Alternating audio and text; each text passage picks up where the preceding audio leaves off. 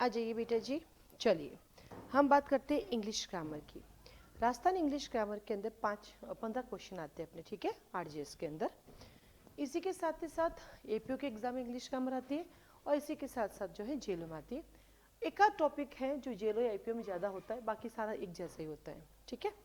तो यहाँ पे इंग्लिश ग्रामर के अंदर अपने पास जो 15 क्वेश्चन आते हैं ना, वो 15 क्वेश्चन में क्या क्या आता है? टेंस आता है हमारा, ठीक है। उसके अंदर ईडियम्स आते हैं, फ्रेजल वर्ब आती हैं, एंटोनियम आते हैं, सिनोनियम आते हैं।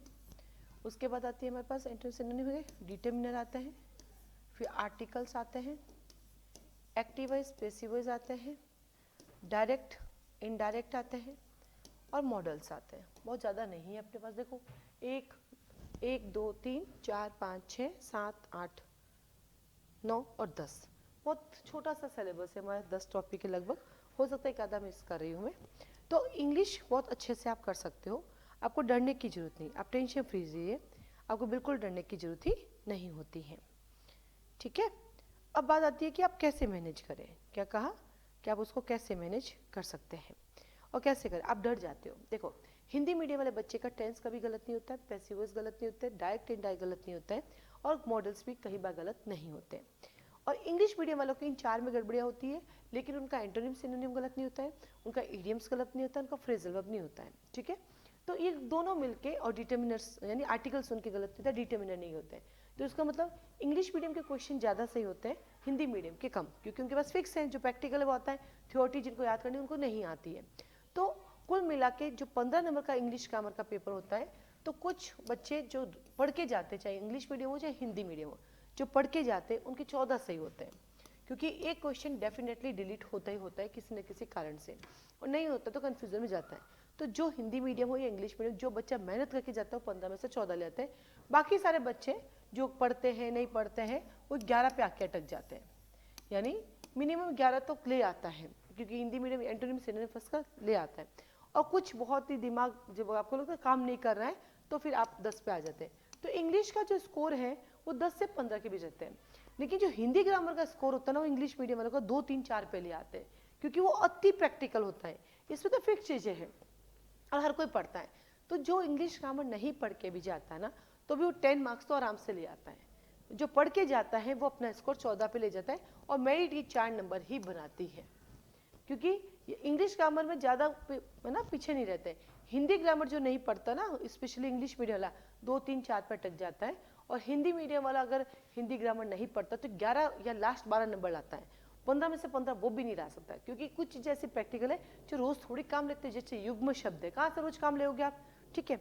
तो अपन क्या करेंगे, अब यहाँ पे अपना इंग्लिश ग्रामर का कोर्स स्टार्ट हो रहा है, तो अपन 2 चीज़ पैरेलल चलाइए। जैसे मान लीजिए टेंस स्टार्ट किए, तो अपना क्लास रहेगा लगभग 45 से 50 मिनट का क्लास होएगा।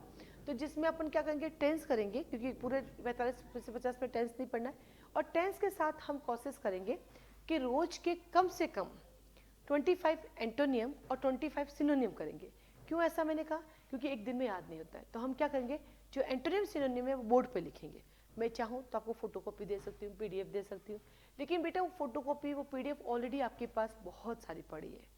खुद से पढ़ाई होती तो मेरे पास ये क्यों आते हैं, है ना।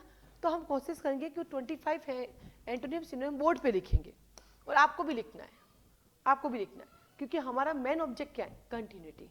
हमारा मेन ऑब्जेक्ट क्या है, सिटिंग पार। सारा मटेरियल सबके पास पड़ा है, हमें बस उस मेहनत करके उसको पढ़ना है, ठीक है। तो इस वजह से हम लोग अपनी स्टडी करेंगे। तो आइए आज से हम स्टार्ट करते हैं हमारा टेंस। कोई टेंस बड़ी बात नहीं है, आप सबको पता 4 तरह के टेंस होते हैं, और बहुत इजी वे में आप टेंस कर सकते हो, बहुत आराम से कर सकते हो। बहुत सारे सोर्सेज हैं टेंस करने के लिए, बचपन से करते आ रहे हैं। तो आइए आज एक छोटा सा ओवरव्यू करते हैं टेंस का, क्योंकि आपको सब कुछ आता है, राइट। तो क्यों ना फटाफट आप जो है चारों टेंस जो आपके दे हैं उसके फटाफट रूल्स लिख लीजिए, इतना सा होमवर्क कर लीजिए आप लोग। सबसे पहले present simple, present continuous, present perfect और प्रेजेंट परफेक्ट कंटिन्यू। देखो बेटा मैं अभी रूल लिखा दूंगी, मुझे कोई आपत्ति नहीं है, बट आप खुद से लिखोगे तो कई सालों बाद आप अपना प्रैक्टिस कर पाओगे, इसलिए आप लिखो एक बार, ठीक है। आप इनके रूल्स लिख लीजिए चारों के। फिर जो सिंपल रूल लिखा है उसका पैसिव वॉइस का रूल लिख लीजिए।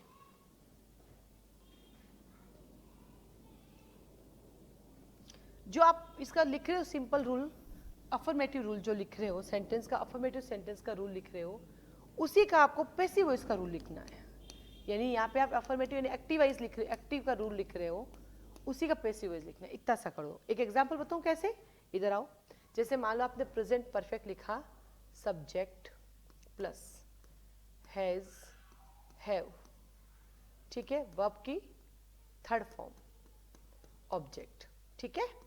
अब इसका पैसिव वॉइस रूल लिखना है आपको, ऑब्जेक्ट प्लस हैज हैव, साथ में लगा है बीन, ठीक है बेटा, उसके साथ वर्ब की थर्ड फॉर्म, फिर बाई, फिर ऑब्जेक्ट, बस ये इतना सब्जेक्ट, बस ये लिख दो, क्योंकि इसमें बहुत सारे नई नई चीजें बनेगी आपके, इतना करना है। तो ये इसका भी करना है, इसका भी करना है, इसका भी करना है, करो। पता चले कि लास्ट टाइम आपने कब टेंस पढ़ रखे हैं। आपको खुद को अपने आप को पता चलेगा, मैं नहीं बताऊंगी, आपको खुद से पता चलेगा कि कब कर रखा है आपने।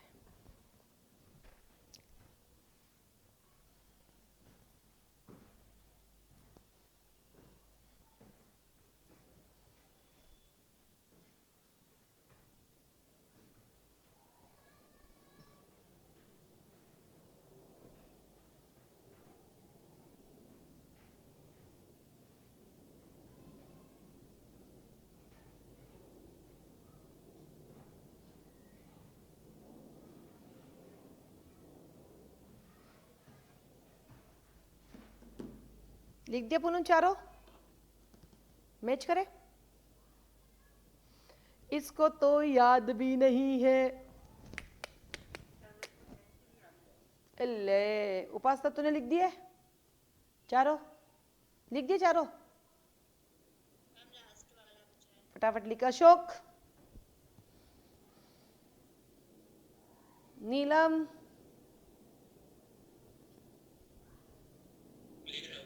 सलोनी, इतने क्या ढीले टबरी हो, फास्ट। विश्वजीत लिख रहा तू,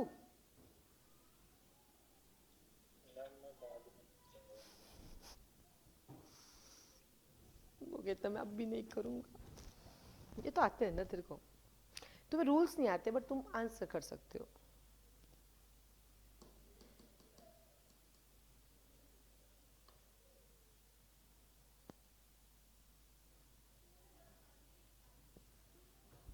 करे उपासना, आजा इधर देखो। सब्जेक्ट, वर्ब की first form S E S I S plus object, इसका पैसिव वॉइस रूल बनता है object plus is are am लग जाएगा, हर पैसिव वॉइस वर्ब की थर्ड फॉर्म लगती है, फिर बाई लगेगा, फिर सब्जेक्ट। क्या उपासना दोनों सही हुआ तुम्हारा, ये भूल गई, is are am do does लगा दिया। पैसिव वॉइस में क्या क्या उपासना, क्यों फर्स्ट फॉर्म लगाया, कहां पे फर्स्ट फॉर्म लगाया तूने,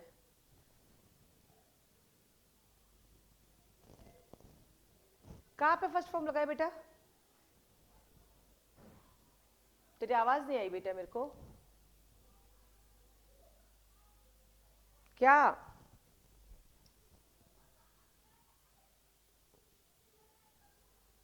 नेटवर्क नहीं आ रहा होगा तेरा।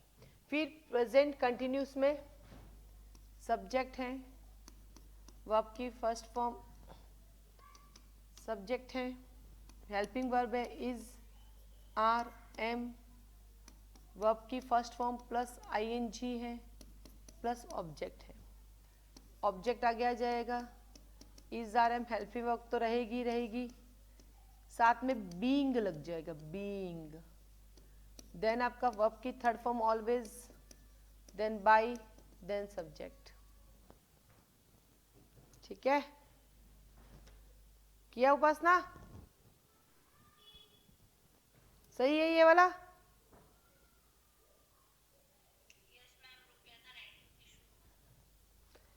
प्रेजेंट कंटिन्यूस सही है तुम्हारा दोनों, पैसिव वॉइस भी और डायरेक्ट वाला भी। तो प्रेजेंट सिंपल में क्या गड़बड़ हुई थी तेरे?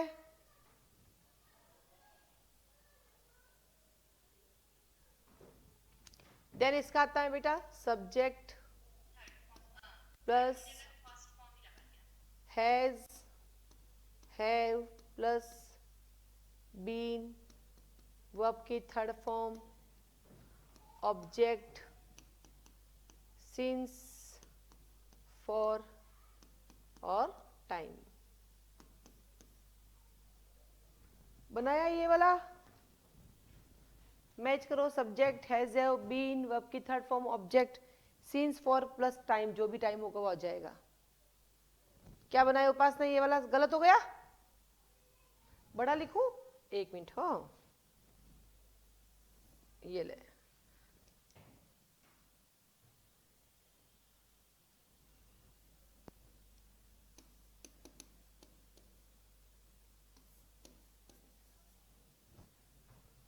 गड़बड़ कर दी? गलत हुआ उपासना ये वाला? क्या गड़बड़ हुई बेटा?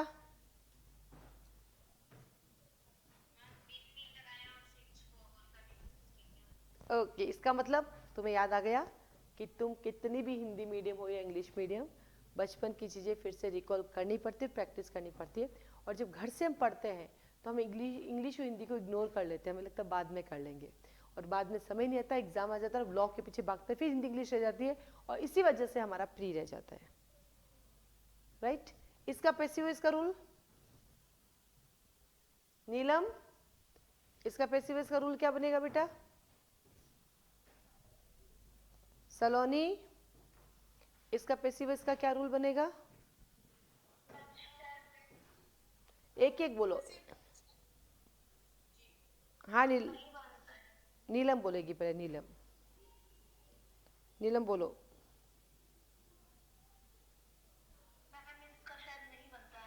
शायद नहीं, पक्का नहीं बनता, वाई शायद लिखो, इसका नहीं बनता है। ठीक है, उपासना के ओ, उपासना के ओ, इसका बनता नहीं है क्या? तो लिखो टोटल 12 टेंस हैं, जिनमें से 4 टेंस का पैसिव वॉइस नहीं बनता। माइक बंद करो बेटा। 4 टेंस का पैसिव वॉइस नहीं बनता है। Present perfect continue, past perfect continue, future perfect continue and future continue. लिख दो, ये वो 4 टेंस हैं जिसका पैसिव वॉइस नहीं बनता है। तो 12 में से 4 गए तो बचे 8 का पैसिव वॉइस बनता है।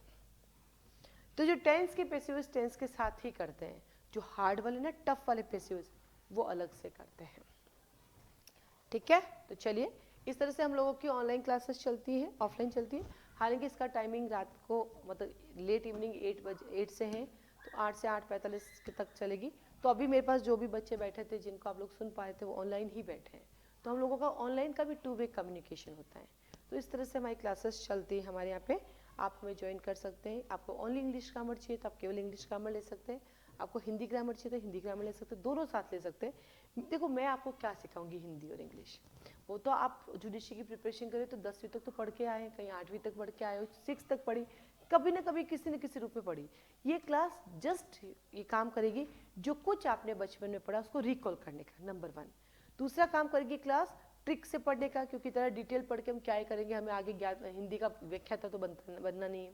और तीसरा, ये क्लास आपकी कंटिन्यूटी करेगी, जो आप कहते हैं मैं बाद में पढ़ लूंगी, मैं बाद में कर लूंगी, हंसी मजाक के अंदर आपका कोर्स खत्म हो जाएगा और ये हंसी मजाक की चीज़ें आपको एग्जाम में काम कर जाएगी। मैं नहीं कहती कि मैं हमारे यहाँ ज्वाइन करने से आपको हिंदी इंग्लिश में 30 में से 30 मिलेंगे, पर मैं ये भी नहीं कहूँगी कि आपको 30 में से 10 ही मिलेंगे। नहीं, आपका जो स्कोर 10 से 15 या 18 है वो स्कोर 100% ऊपर जाएगा, और आपके जो मार्क्स होंगे 25 से 27 के बीच होंगे।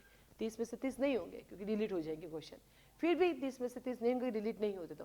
लेकिन आपका जो स्कोर जो 15 से 18 के बीच चल रहा है या 15 से कम, इस क्लास को ज्वाइन करने से आप 25 से 27 के बीच चले जाओगे। तो आप हमारी क्लासेस ज्वाइन कर सकते हैं, ऑनलाइन ऑफलाइन दोनों अवेलेबल है। अब आती फीस कितनी है। फीस स्ट्रक्चर को लेके आपको जो भी डाउट है इसको लेके, दोनों की फीस कितनी है, रिकॉर्डिंग अगर मिलती है तो उसकी फीस कितनी है, विदाउट रिकॉर्डिंग उसकी फीस कितनी है, तो आप मुझे कॉल मैसेज कर सकते हैं। व्हाट्सएप पे आप लिख सकते हैं हिंदी ग्रामर फीस या इंग्लिश ग्रामर फीस या दोनों की, क्योंकि मेरा ये मानना है कि हिंदी मीडियम हो या इंग्लिश मीडियम, दोनों को कंटिन्यूटी के लिए तो काम करना ही पड़ता है। तो इसके रिलेटेड जो भी आपकी क्वारी मुझे कॉल मैसेज कर सकते हैं। अलग से इसका कोई डेमो क्लासेस नहीं है, जो पढ़ाने का भी मैंने आपके सामने रख दिया है। आज के लिए धन्यवाद।